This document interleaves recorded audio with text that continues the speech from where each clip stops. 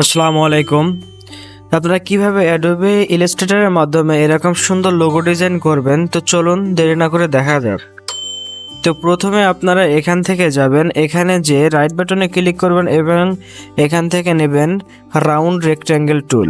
তো আপনারা নির্দিষ্ট অনুপাতে আপনারা এটা শিফট প্রেস করে এটাকে এরকম করে নেবেন, বা আপনারা ইচ্ছা অনুযায়ী আপনাদের মত মতো এরকমটা করে নিতে পারেন। তারপরে আপনি সিলেকশন টুলে যাবেন, এখানে যে ফিল কালারটা অফ করে দিবেন এবং স্টক কালারটা আপনার সুবিধার্থে আপনি যে কোনো কালার নিতে পারেন, এবং স্টক কালারটার আপনি এটার পুরুত্বটা বাড়াইতে পারবেন। ততক্ষণে আপনাকে এটা আরেকটু বৃত্তাকার করে নিতে হবে। তার জন্য কি করবেন, এখান থেকে যে চিহ্নটা দেখছেন সেই চিহ্নটা ধরে যদি এরকম ভাবে আপনারা টানতে থাকেন তাহলে এটা কিছুটা এরকম বৃত্তাকার হয়ে যাবে।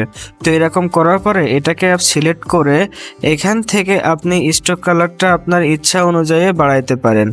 আপনি যদি এরকমটা রাখতে চান তাহলে হবে। আচ্ছা, এরকমটা রাখার পরে আপনারা যেটা করবেন, প্রথমে এটাকে আপনারা সিলেক্ট করে অবজেক্টে যাবেন, অবজেক্ট থেকে এখানে যাবেন এক্সপ্যান্ড করে ওকে প্রেস করে দেবেন, তাহলে এটা সলিড কালারে কনভার্ট হয়ে যাবে স্টক থেকে। আচ্ছা, এটা এরকম হওয়ার পরে আপনারা এখানে যাবেন, যে শুধু রেক্ট্যাঙ্গেল নেবেন এবং এর যে পুরুত্ব সেই পুরুত্ব অনুমান করে একটা লাইন নেবেন। তো পুরুত্বটা অনুমান করে একটা লাইন নেবেন, নেওয়ার পরে এটা ড্র করার পরে আপনারা জাস্ট এটাকে এর মাঝে বসাবেন, এমনভাবে বসাবেন যেন চিত্রটা অনেক ভালো লাগে। তারপরে এটাকে আপনি Ctrl+C+F দিয়ে কপি করে এক পাশে রেখে দেবেন এবং এটাকে CF দিয়ে আবার কপি করে শিফট প্রেস করে এটাকে ঘুরিয়ে দিবেন। তারপরে এটাকে নির্দিষ্ট মাত্রা অনুযায়ী এখানে রাখবেন, আর একটা নির্দিষ্ট মাত্রা অনুযায়ী আপনি এখানে রাখবেন। তো এখানে রাখার পরে আপনি যেটা করবেন, এটাকে একত্রিত সিলেক্ট করবেন। তারপরে এখান থেকে শেপ বিল্ডার টুলে যাবেন, এটাকে সিলেক্ট করার পরে আপনি জাস্ট কন্ট্রোল প্রেস করে এগুলো কেটে দিবেন। তো এগুলো এভাবে কাটা কমপ্লিট হয়ে গেলে আপনারা এরপরে জেক সিলেকশন টুল দিয়ে জাস্ট এখান থেকে আপনারা এগুলো করে নিতে পারেন। এটা হচ্ছে সৌন্দর্য বৃদ্ধির জন্য আপনারা এরকমটা করে নিতে পারেন। তো আমাদের লোগোটা ছিল জিরো ফিক্স মাস্টার, সেজন্য আমরা এটা 0 নিয়ে দিলাম, আর এটা হচ্ছে F। তো আমরা যে লাইনটি রেখেছিলাম সেই লাইনটিকে আবার কপি করে জাস্ট এখান থেকে আমরা এখান থেকে ধরে শিফট প্রেস করে ঘুরিয়ে দেব। আমাদের নির্দিষ্ট অনুপাতে এটা রাখবো, রেখে আবার আমরা এটাকে সিলেক্ট করব, তারপর শেপ বিল্ডার টুলে যাব, যে এটাকে আমরা কেটে দিব। এটা কাটা কমপ্লিট হয়ে গেলে আপনারা জাস্ট এখান থেকে এটাকে আবার জেক সিলেকশন টুল দিয়ে এটাকে আবার এখান থেকে মসৃণ করে দেবো বা অর্ধবৃত্তাকার করে দেব। আমাদের 0-র সাথে Fটা হয়ে গেল, এবার আইটা দেব। তো আইটা দেওয়ার জন্য আমরা এখান থেকে ইলিপস নেব, এটা এভাবে বসিয়ে দেব। তারপরে এবার দেব X। তো X দেওয়ার জন্য আমরা কি করতে পারি, এটাকে Ctrl+C+F দিয়ে কপি করে নিয়ে আসলাম। কপি করে নেওয়ার পরে জাস্ট এটাকে আবার কপি করে আমরা শেপ বিল্ডার টুল দিয়ে এটাকে কাটবো, মিড বরাবর রাখবো, এটাকে সিলেক্ট করে শেপ বিল্ডার টুলে যাব, কন্ট্রোল প্রেস করে এগুলো আমরা কেটে ফেলবো। তারপরে এটাকে আবার ডিরেক্ট সিলেকশন টুল দিয়ে এটাকে মসৃণ করে নেওয়ার পরে এটাকে জাস্ট সমান করে রাখবো। এটাকে এভাবে সমান করব, এবং সমান করার পরে এটাকে আরেকটা ডুপ্লিকেট করতে, তার জন্য আপনি রাইট বাটনে ক্লিক করবেন এবং এখান থেকে ট্রান্সফর্ম এবং রিফ্লেক্টে যাবেন, যে কপি প্রেস করবেন এটাকে ডুপ্লিকেট হয়ে যাবে। এবার নির্দিষ্ট দূরত্বে এটাকে রাখুন। এটাকে X পরিণত হয়ে গেলে এটা Ctrl+G দিয়ে গ্রুপ করে ফেলান।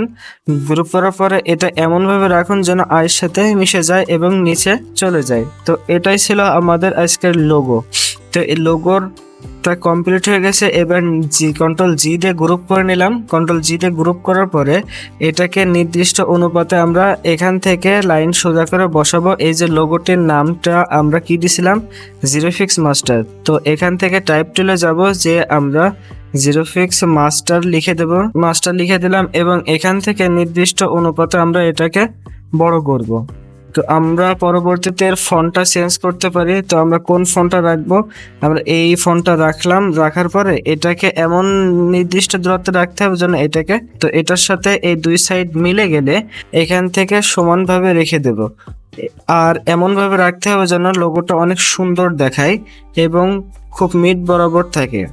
এবার আপনি এই যে সাদার উপরে কালো যে কোনো ইচ্ছা মতন অনুযায়ী আপনারা এটা দিতে পারেন, বা কালোর উপরে সাদা আপনারা এটা দিতে পারেন। তার জন্য আপনারা কি করবেন, Ctrl+C+F দিয়ে এটাকে ডুপ্লিকেট করে রেখে দিবেন, Ctrl+C+F এটাকে ডুপ্লিকেট করে রেখে দিবেন এবং এখান থেকে আবার রেক্ট্যাঙ্গেল নেবেন, রেক্ট্যাঙ্গেল টুলটা নিয়ে এখান থেকে আপনি ড্র করবেন। তারপরে এটাকে ড্র করার পরে এটা একত্রিত ধরে এখান থেকে সাদা কালারটা দিয়ে দেবেন, দিয়ে এটাকে আবার সিলেক্ট করে রাইট বাটনে ক্লিক করে এখান থেকে আপনার ফন্টে দিয়ে দিতে হবে। দিয়ে দেওয়ার পরে এটাকে রাখবেন এবং এটাকে সেন্টারে বসিয়ে দিবেন। বসানোর পরে এরকম যে একটা বাটন আছে, ওপেন বাটনটা আপনাকে তৈরি করতে হবে। তো ওপেন বাটন তৈরি করতে গেলে আপনি কি করবেন, ওপেন বাটন তৈরি করতে গেলে আপনার যেটা করা প্রয়োজন, আপনি প্রথমত এখান থেকে একটা স্টার নেবেন, স্টার দিয়ে দেবেন, দিলে এরকম তৈরি হয়ে যাবে। আপনার এরকম ত্রিভুজ আকৃতি হয়ে গেলে, তারপর এরকমটা হয়ে গেলে জাস্ট এটা Ctrl+C+F দিয়ে কপি করবেন। C+F দিয়ে কপি করার পরে নির্দিষ্ট দূরত্বে এটা রাখবেন, রাখার পরে এটাকে আবার Ctrl+C+F দিয়ে কপি করার পরে জাস্ট এটাকে আপনি একত্রিত করবেন এবং শিপ বিল্ডার টুল থেকে আপনি কপি করে এগুলো থেকে কেটে দিতে পারবেন।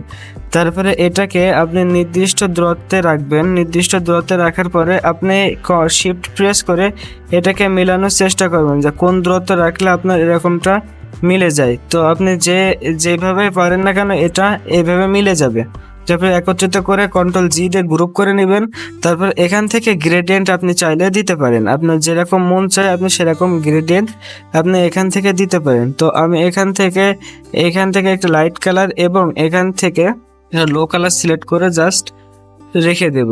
রেখে দিয়ে আপনি এখান থেকে এটা কমাইতে পারেন, বাড়াইতে পারেন, যা আপনার মন চায় সেভাবে আপনি করতে পারবেন। জাস্ট এটা কমপ্লিট হওয়ার পরে আপনি এটাকে নিয়ে যাবেন এখানে এবং এটাকে শিফট প্রেস করে ছোট করে এমন জায়গায় রাখবেন যেন আপনার এটাকে সুন্দরভাবে মিলে যেতে সাহায্য করে।